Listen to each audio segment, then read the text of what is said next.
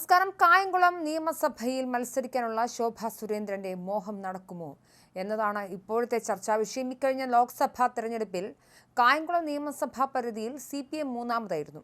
BJP-യാണ് രണ്ടാമതെത്തിയത്. പാർട്ടിയുടെ ശക്തി കേന്ദ്രങ്ങളിലെല്ലാം വോട്ട് ചോർച്ചയുണ്ടായി. വോട്ടുകളുടെ സാമുദായിക ധ്രുവീകരണവും ഇതിന് കാരണമായി. ശോഭയും കായംകുളത്തെ പ്രതീക്ഷയോടെ കണ്ടു. ഇതിനിടെയാണ് CPM-ൽ നിന്നും ബിപിൻ സി ബാബു BJP-യിലെത്തുന്നത്. അടുത്ത തവണ കായംകുളത്ത് BJP സ്ഥാനാർത്ഥിയാകാൻ ബിപിൻ ആഗ്രഹിക്കുന്നുണ്ട് എന്നാണ് ലഭ്യമാകുന്ന സൂചന. അങ്ങനെയെങ്കിൽ ശോഭയുടെ കായംകുളം മോഹത്തിന് കടുത്ത വെല്ലുവിളി ഉയരും. ആലപ്പുഴയിൽ മത്സരിക്കാൻ തീരുമാനിച്ചാൽ ഹരിപ്പാട് മത്സരിക്കേണ്ടി വരും. ഇത് രമേശ് ചെന്നിത്തലയുടെ സിറ്റിംഗ് സീറ്റാണ് എന്ന പ്രത്യേകതയുമുണ്ട്. ലോക്സഭാ തെരഞ്ഞെടുപ്പിൽ NDA സ്ഥാനാർത്ഥി ശോഭാ സുരേന്ദ്രന്റെ അപ്രതീക്ഷിത മുന്നേറ്റമുണ്ടാക്കിയ അമ്പരപ്പ് CPM-നെയും കോൺഗ്രസിനെയും ഞെട്ടിച്ചിരുന്നു. കഴിഞ്ഞ ലോക്സഭാ തെരഞ്ഞെടുപ്പിൽ ആലപ്പുഴയിലെ പ്രത്യേക രാഷ്ട്രീയ സാഹചര്യത്തിലുണ്ടായ ധ്രുവീകരണത്തിൽ BJP വോട്ടുകൾ കുത്തനെ ഉയർന്നിരുന്നു. ഇതിന് കാരണം ശോഭാ സുരേന്ദ്രൻ ഇഫക്റ്റ് ആയിരുന്നു. ശോഭയുടെ പ്രചരണം കൂടുതൽ കേന്ദ്രീകരിച്ചത് ഹരിപ്പാട്, കായംകുളം, കരുനാഗപ്പള്ളി, അമ്പലപ്പുഴ മേഖലകളിലാണ്. അത് വോട്ടിലും പ്രതിഫലിച്ചു. ഈ സാഹചര്യത്തിൽ ആലപ്പുഴ കേന്ദ്രീകരിച്ച് പ്രവർത്തനം തുടരുമെന്നും ശോഭ പറഞ്ഞിരുന്നു. എന്നാൽ ബിപിൻ സി ബാബു BJP-യിലേക്ക് വരുമ്പോൾ ശോഭയുടെ അടുത്ത നീക്കവും നിർണായകമാകും. CPM ഏരിയ കമ്മിറ്റി അംഗമായിരുന്നു ബിപിന്റെ അമ്മ. ഇവർ നേരത്തെ BDJS നേതാക്കളുമായി ചർച്ച നടത്തിയത് CPM-ൽ ചർച്ചയായിരുന്നു. ഇതിനിടെയാണ് ബിപിൻ അപ്രതീക്ഷിതമായി BJP പാളയത്തിലെത്തുന്നത്. പാർലമെന്റ് തെരഞ്ഞെടുപ്പിലേക്കുള്ള നാമനിർദ്ദേശ പത്രിക വാങ്ങിയും ബിപിൻ CPM-നെ സമ്മർദ്ദത്തിലാക്കിയിരുന്നു. പാർട്ടി വിടുമെന്ന് പറഞ്ഞ് ബിപിനും മാതാവ് KL പ്രസന്നകുമാരിയും ലോക്സഭാ തെരഞ്ഞെടുപ്പ് കാലത്ത് നേതൃത്വത്തിന് കത്ത് നൽകിയിരുന്നു. പിന്നീട് മന്ത്രി സജി ചെറിയാൻ ഇടപെട്ട് പരിഹാര ശ്രമവും നടത്തി.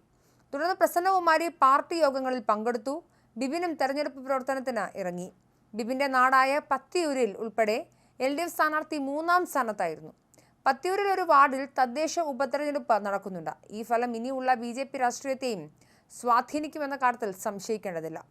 2019 തെരഞ്ഞെടുപ്പിൽ 17.22% NDA-യുടെ വോട്ട് വിഹിതം.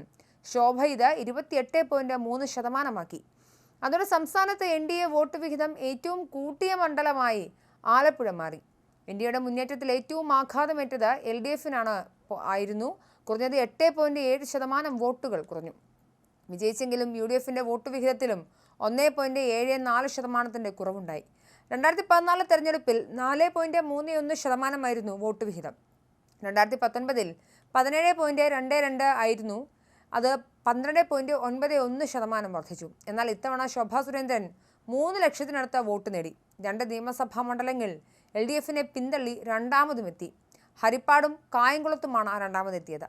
കഴിഞ്ഞ തെരഞ്ഞെടുപ്പിന് ശേഷം ചിട്ടയായി നടത്തിയ പ്രവർത്തനങ്ങൾക്കൊപ്പം ശോഭാ സുരേന്ദ്രന്റെ വരവും തീരദേശം കേന്ദ്രീകരിച്ചുള്ള പ്രവർത്തനങ്ങളും സാഹചര്യം കൂടുതൽ അനുകൂലമാക്കി. 2014 ലോക്സഭാ തെരഞ്ഞെടുപ്പിൽ പാലക്കാടും 2019 ആറ്റിങ്ങലിലും സമാനമായ പ്രകടനം നടത്തി മുന്നണികളെ ഞെട്ടിച്ചിട്ടുണ്ട് ശോഭ. 2009 BJP 68,804 വോട്ട് നേടിയ പാലക്കാട് മണ്ഡലത്തിൽ 2014 ശോഭ നേടിയത് 1,57,553 വോട്ടാണ്. 2014 തെരഞ്ഞെടുപ്പിൽ BJP 90,528 വോട്ട് മാത്രം നേടിയ ആറ്റിങ്ങലിൽ കഴിഞ്ഞ തെരഞ്ഞെടുപ്പിൽ ശോഭ നേടിയത് 2,48,081 വോട്ടാണ്. ആലപ്പുഴയിലെ വോട്ട് വിഹിതം 10 വർഷത്തിനിടെ 28.3% ഉയർന്നത് NDA നേതൃത്വം പ്രതീക്ഷയോടെ കാണുന്നത്. ഈ സാഹചര്യത്തിൽ ശോഭയ്ക്ക് വെല്ലുവിളിയാണ് ബിപിൻ സി ബാബുവിൻ്റെ വരവ്. എന്തായാലും അടുത്ത നിയമസഭാ തെരഞ്ഞെടുപ്പിൽ ശോഭ എവിടെ മത്സരിക്കുമെന്ന കാര്യത്തിൽ ഇപ്പോഴേ ആശയതർക്കങ്ങൾ ഉണ്ടായിക്കഴിഞ്ഞു.